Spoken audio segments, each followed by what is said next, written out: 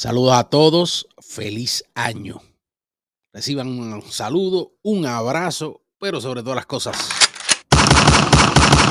masacra ese botón para suscribirte y dale esa campana, dale, dale. Para que esté claro. Reciban un saludo, un abrazo en este año nuevo. Llevo más de una semanita haciendo muchas cosas, pero buenísimas, disfrutando.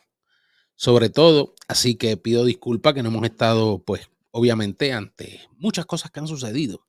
Pero lo bueno es que sucedieron como que después que despedimos el año. Así que estamos a tiempo para comenzar, obviamente. Y quiero traerles un contenido hoy que sencillamente escuché este disco, no en su totalidad, pero en su gran mayoría. Y les voy a ser sincero, esta producción de Bad Bunny, debí tirar más fotos. Es un álbum, voy a hacer una reseña a vuelo de pájaro, pero me voy a enfocar en varios temas, sobre todo tres. El álbum tiene 17 canciones que, siendo honesto, y les voy a ser sincero, Bad Bunny se aleja completamente de lo que incluso es un artista urbano, para ser más un artista pop, pero aún más un artista de world beat, siguiendo quizás de alguna manera los pasos de un Residente, incluso un poco más con Calle 13. Mezclando en esta producción la salsa, la bomba, la plena, el reggae, el bolero, la danza, la música de cuerdas, la música electrónica, el dembow y 20 malas hierbas más. Sencillamente hace de este disco, a mi criterio y análisis, es como, no sé, pero los puertorriqueños sabrán a lo que me refiero y muchos de nuestros hermanos dominicanos, un disco del Banco Popular versión 2.0. Es un sancocho con muchos ingredientes, pero sin propiedades legítimas, sin sustancia a nivel sonoro. Brinca mucho de aquí para allá y de allá para acá. Como muchos de sus últimos temas, pero que obviamente todavía tenía un poco más de sustancia dentro del trap o dentro del reggaetón. Aquí hay de todo un poco, pero este tipo de música sin un patrón definido a nivel prioritario dentro de la pieza es lo que le llama la atención, obviamente, a sus seguidores, que obviamente son completamente incultos a la hora, obviamente, de concretar o tener un conocimiento real dentro de lo que es la música. Cojamos, por ejemplo, antes de entrar, obviamente, a la verdadera sustancia de la politiquería populista por complacer a un sector que como borrego se deja manipular. Pero, por ejemplo, vamos a escoger el tema Nueva York, que es un tema quizás que apela un poco más a la diáspora, al igual que obviamente otros de manera sutil. Pero aquí este tema arranca, y es el que abre la producción, con un clásico que hay que presignarse. Es un clásico sacrosanto del Gran Combo, obviamente, Un verano en Nueva York, interpretado por Andy Montañez, que fusilan en un dembow electrónico. Y para aquellos que les gusta hablar de la gentrificación, este tema está gentrificando, obviamente, el mismo Bad Bunny, un sonido dominicano. Se está apropiando nuevamente de ese dembow dominicano, como también lo hace con el dancehall reggae de Jamaica en muchas de las piezas. Pero cuidado, eso para los fanáticos aparentemente no es apropiación cultural. Ellos no saben lo que es eso. Es sencillamente música y es Bad Bunny. De este tema Nueva York, que tanto está haciendo tendencia en TikTok, lo único que puedo decir es que como el disco es sumamente, y tengo que decirlo, mediocre a nivel musical, con unas letras que podría responder a la diáspora, en este caso sobre todo neoyorquina, pero que en contexto sonoro no me brinda una genialidad que tanto veneran del Conejo. Y él toca muchos temas Por ejemplo, a nivel de Plena Bomba. En fin, tiene grupos que son durísimos en este aspecto, pero que el disco no me brinda esa atmósfera, sencillamente, incluso de producciones que él hizo anteriormente. Y claro que el disco, como les dije, da nostalgia al que lo ha escuchado y ha bailado, pero crear esa esencia rítmica compleja del gran combo de Itier, jamás. Otro tema, entiendo yo que sonará muchísimo, como dije, y lo harán himno, sin sencillamente ser algo fuera del planeta. Le soy sincero. Ahora, vamos al plato fuerte. Este tema es de los que más ha gustado, pero dentro de lo que es el plato fuerte, es lo que catalogo yo, básicamente, dos temas que son cruciales y que están siendo tendencia, obviamente, en todas las redes sociales. Pero este disco yo, a modo de vuelo de pájaro, como le digo, lo puedo catalogar como si fuera un Frankenstein. Son muchas piezas. Pero vamos a la falacia y a la hipocresía del disco en dos temas claves, como dije. Voy a empezar, obviamente, a darles el briefing de lo que es cada uno de estos dos temas y luego vamos a abundar un poquito más sobre ellos. Quiero comenzar, obviamente, con lo que le pasó a Hawái.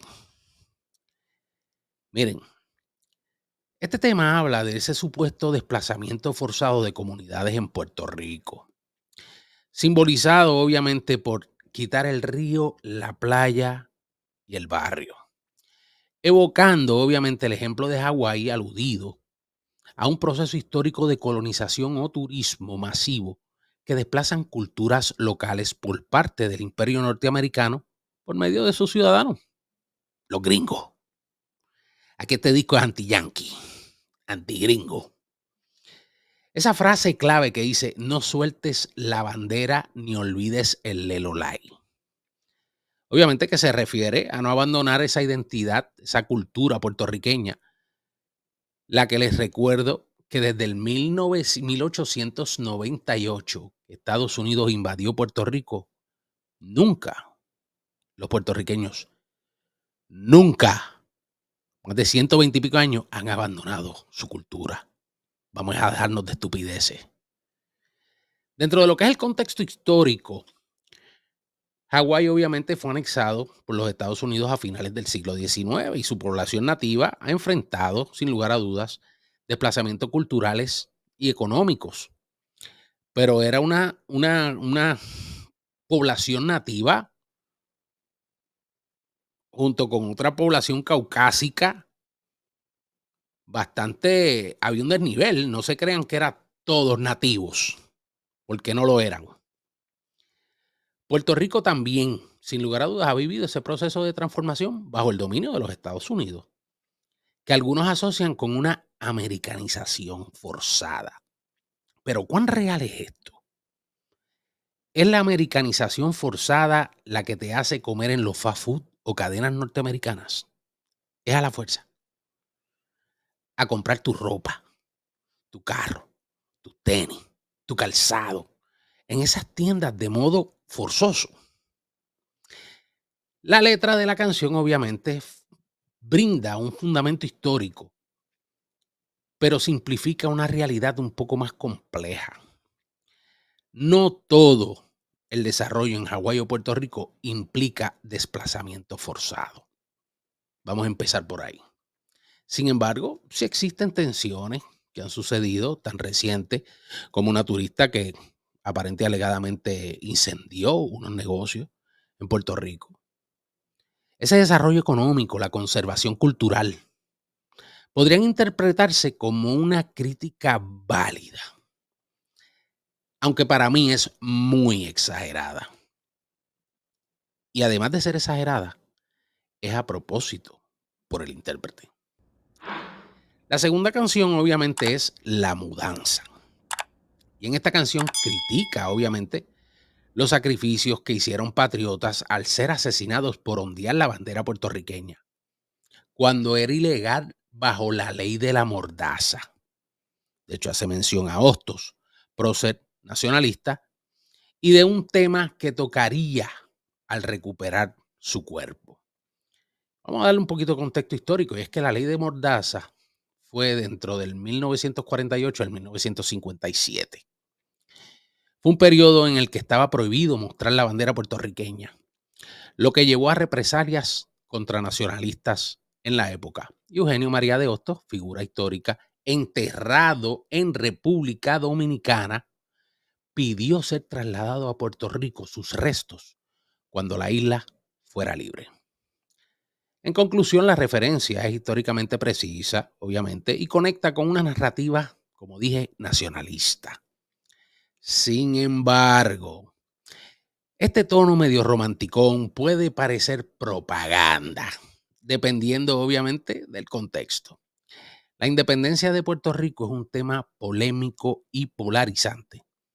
Y esta letra obviamente refuerza una perspectiva idealista que ignora matices, como las opiniones de quienes no quieren, no creemos, ni vislumbramos la independencia para Puerto Rico, y menos con la escasez, la nulabilidad de líderes, porque no tenemos.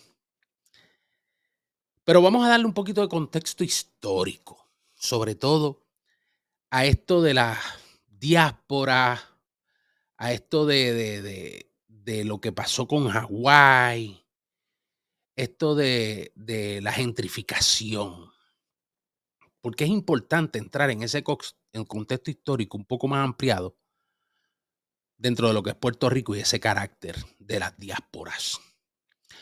Número 1, tras la Revolución Cubana en el 1959, una ola de migrantes cubanos llegó a Puerto Rico, muchos de los cuales eran profesionales y empresarios. Esta gente rápidamente se integraron en los sectores estratégicos, como en los medios de comunicación, la banca, el comercio, como en las destilerías Bacardí, Don Q, periódicos como El Nuevo Día, Primera Hora, Hoy Día. Esto no solo transformó ciertas dinámicas económicas, sino que también, y hay que decirlo, desplazó en algún momento dado a algunos puertorriqueños en esas áreas como en la prensa escrita y la radio, donde los cubanos adquirieron una influencia significativa. Este fenómeno podría ser interpretado como una forma de gentrificación cultural, aunque sin el término formal que hoy se utiliza, y aún así lo logró ese impacto, y Puerto Rico abrazó a esos hermanos cubanos buscando otra patria donde vivir, obviamente, lejos del yugo del socialismo y el comunismo empobrecedor, genocida y de miseria. Y nunca se habló de eso. Nosotros confraternizamos, abrazamos a nuestros hermanos cubanos y son uno más dentro de lo que es la comunidad de Puerto Rico. Queremos a todos nuestros cubanos. Ya para finales de los 70 y los 80 es una década bien importante, un tiempo bien importante, porque llega la migración dominicana ilegal, impulsada obviamente por crisis económicas y políticas. Y esta tuvo un impacto diferente. Muchos hermanos dominicanos se asentaron en sectores populares, principalmente en Santurce, Río Piedras, Barrio Obrero, Villa Palmeras y otras áreas urbanas, integrándose a la clase trabajadora. Incluso el dominicano, nuestros hermanos dominicanos adoptaron el trabajo que los boricuas rechazaron. Ese trabajo que ellos no querían trabajar. Y es la verdad. Sin los dominicanos, las obras de construcción y la albañilería en Puerto Rico hubieran perecido. Vamos a dejarnos de hipocresía. Hubieran muerto. Y gracias a nuestros hermanos dominicanos, Puerto Rico es parte de muchos de ellos. Y aman nuestra tierra y respetan nuestra tierra y nuestra cultura como si fuera de ellos. Pero hay que decir la verdad. En huracanes como George, como Hortensia y como María, sin la mano de obra de los dominicanos, nos hubiéramos jodido. Más todavía. Y aquí es donde yo digo que el término de gentrificación es inaplicable. Nadie habla de eso. Nadie habla de que hay un desplazamiento por parte de ciertas comunidades de nuestros hermanos dominicanos que se quedaron con ellas. Esa es la verdad. No necesariamente tiene que ser incómoda, porque vivimos todos en armonía y paz. Incluso todavía en esos sitios quedan muchos boricuas también, pero hay una inmensa mayoría dominicana. Y esto, honestamente, con la llegada de los dominicanos, no desplazó en ningún momento a los puertorriqueños, sobre todo económicamente, sino que añadió complejidad a los espacios urbanos, creando una coexistencia cultural entre nosotros mismos. Pero ojo, también generó y genera tensiones sociales, a las cuales obviamente yo me opongo. Pero hay que ser sincero, vamos a hablar claro. El puertorriqueño ya es hora que se dé tanta changuería y tanta embuste y que le mientan. Otras diásporas que han llegado después, obviamente en décadas más recientes, la oleada migratoria de venezolanos que ha llegado a Puerto Rico, especialmente tras la crisis política y económica de Venezuela. Sin embargo, obviamente su impacto demográfico y económico han sido más limitado en comparación con la que es de cubanos o dominicanos. Pero ese mito de la americanización, de la gentrificación por estadounidenses, como dije, la fecha del 1898, más de 120 y pico de años atrás, y hoy de la noche a la mañana el americano está desplazando al puertorriqueño, según el santo prócer Bad Bunny. Aquí es donde yo no me como este embuste. Los datos del censo del 2020 confirman que los norteamericanos, los gringos estadounidenses, representan el 1.1% de la población de Puerto Rico. Esto contradice totalmente la narrativa popular de una gentrificación masiva por parte de los americanos. Y los factores claves son, obviamente, la economía, dependencia estructural. Puerto Rico no es objeto de desplazamiento físico por estadounidenses en términos de vivienda o espacio. Que han comprado, que han adquirido. Claro, como lo han hecho un montón de gente más extranjera, argentinos incluso en Puerto Rico hay muchos. Pero sí experimentar una gentrificación económica a través de leyes como la Ley 20, la Ley 22, que incentivan obviamente a un individuo adinerado de los Estados Unidos a mudarse a la isla para evadir impuestos altos en los Estados Unidos. Pero estos no desplazan directamente a la población, pero exacerban obviamente desigualdades sociales que no benefician al Puerto Rico de hoy. Y ahí, obviamente, en eso de volver a Puerto Rico como ese paraíso fiscal, yo no quiero entrar. O sea, no estoy de acuerdo con eso. Yo creo que mucho en eso, en que Puerto Rico no debe de ser ningún paraíso fiscal, pero hay que ser claros de que aunque estas leyes buscan atraer inversiones extranjeras y residentes de alto poder adquisitivo mediante exenciones contributivas, el impacto fiscal y económico no han sido grandes. Mas, sin embargo, según un informe de gastos tributarios del Departamento de Hacienda, del 2021 para acá estiman que anualmente los ingresos por la Ley 22 ascienden a 342 millones. O sea que tampoco es cáscara de coco lo que se perdería. Vamos ahora a lo que es las bienes raíces y el turismo. Aunque los estadounidenses tienen una presencia significativa en sectores como el turismo y las inversiones inmobiliarias, su impacto directo sobre la vida cotidiana de los puertorriqueños, miren, es limitado. Esta narrativa es fácil de manipular en discursos políticos y artísticos para reforzar un sentimiento antiamericano, ese despertar de odio. Mientras ustedes más odian al gringo, siguen comprando en los fast food, visitando el Mall of San Juan, Plaza Las Américas. Que no se nos olvide los outlets. El boricua es loco con Hila Gap, Old Navy, JCPenney, Sears, Kmart, sabrá Dios cuántas han cerrado ya, obviamente por las recesiones, pero son locos con ir a Costco, Sam, Walmart. Pero se quejan de este americano. El control político y cultural, La americanización en Puerto Rico no se ha dado tanto a través del desplazamiento físico, sino mediante el control político, económico sobre todo, lo más que le gusta a muchos, la dependencia económica, la teta, por programas federales de asistencia económica y vivienda pública como los residenciales y sección 8. Y es aquí, obviamente, donde uno ve, luego de escuchar estos temas, el rol de Bad Bunny. ¿Será como activista o será como empresario? Bad Bunny utiliza una narrativa de resistencia cultural y crítica social que resuena, sin lugar a dudas, profundamente con los jóvenes puertorriqueños. Sin embargo, su posición económica y estrategia revelan grandes contradicciones. Número uno, la dependencia del mercado norteamericano. Y aquí es donde yo digo que este tipo es un hipócrita igual que Residente. O podría ser Residente 2.0. A pesar de criticar elementos de la relación entre Puerto Rico y los Estados Unidos, Bad Bunny genera la mayoría de sus ingresos en el mercado estadounidense.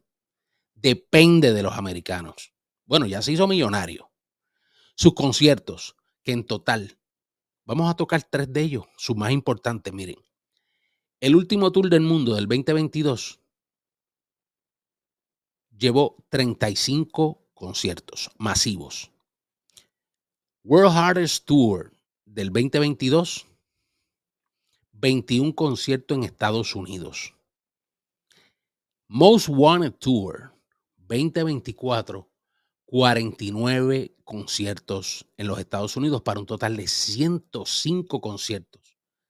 Los ingresos. En el último tour del mundo tuvo 117 millones. Entonces él, limpiecito. World Hardest Tour 2022, 314 millones. Most Wanted Tour 2024, 211.4 millones para un total de 642.8 millones generados aproximadamente. Estos datos reflejan únicamente las giras principales de Bad Bunny en los Estados Unidos. Esas 3 que han sido las máximas, las grandotas. Él ha hecho otros discos, ha hecho otras giras, pero no ha tenido, quizás, ha generado muchísimos millones, pero estas son las top. Pero no estamos aquí viendo lo que es venta de mercancía y streaming, que depende también de la audiencia norteamericana, donde el consumo de su música a nivel latino está en todo su apogeo. Encima de esto viven los Estados Unidos, lo que lo desconecta de las dificultades económicas y sociales que enfrentan muchos puertorriqueños todo el resto del año. Bad Bunny va a Puerto Rico de vacaciones, vamos a ser sinceros, o a hacer un show mediático como la venta de este disco. Debí tirar más fotos. Y crea toda esta narrativa populista. Canciones como las que aluden a la gentrificación o al desplazamiento cultural apelan obviamente a un sentido de identidad colectiva, pero también simplifica fenómenos complejos para conectar emocionalmente con su audiencia. Este tipo de discurso, aunque válido, desde una perspectiva cultural para algunos, también podría verse como un instrumento de marketing y lo es. Bad Bunny adopta una postura crítica que incrementa obviamente su credibilidad como figura de resistencia, lo que refuerza su imagen frente a los jóvenes que buscan ídolos comprometidos con sus causas. Y aquí él se vende muy bien, como en el pasado lo ha hecho Residente también. Y utilizan obviamente la política como un instrumento dentro de su música. Hoy su música y su activismo, que no lo vimos en el pasado, también fusionan como herramientas de propaganda política en una dirección particular y populista. Apelar a las frustraciones de los jóvenes que se sienten desconectados de un sistema colonial. Esto fortalece obviamente su posicionamiento como ese anhelado líder cultural, ese líder que necesitan los jóvenes, pero no necesariamente contribuye a ninguna solución concreta. Y es que Bad Bunny combina activismo y comercialización de una manera estratégica. Si bien sus letras abordan temas de alguna manera relevantes para impactar, como el desplazamiento cultural y las desigualdades del puertorriqueño, su discurso es incompleto y muchas veces se basa en simplificaciones para conectar con una audiencia ajena. Y ajena quiere decir ignorante o que le guste escuchar eso, al enfocarse obviamente en narrativas antigringas. Ignorar fenómenos internos y complejos como la influencia de otras diásporas, como dije, la cubana, la dominicana o la venezolana, y su propio rol en un sistema económico que depende de los Estados Unidos. Más que un activista comprometido, Bad Bunny actúa como un empresario que entiende las sensibilidades políticas, entiende ese botón a nivel político y cultural de su mercado, de su gente. Esto no invalida el mensaje, que quede claro, pero sí invita a cuestionarnos la autenticidad de sus posturas y su capacidad para promover un cambio real, el cual dudo que logren. Esos son mis 2 centavos dentro de lo que honestamente entiendo yo que vale la pena discutir dentro de este disco. Esta es mi opinión. Deje la suya ahí abajo. Regáleme su like. Comparta este contenido. Como dije, feliz año a todos. Pero sobre todas las cosas, masacra ese botón para suscribirte y darle a la campana. Los veo, vengo con unas reseñas por ahí sabrosas.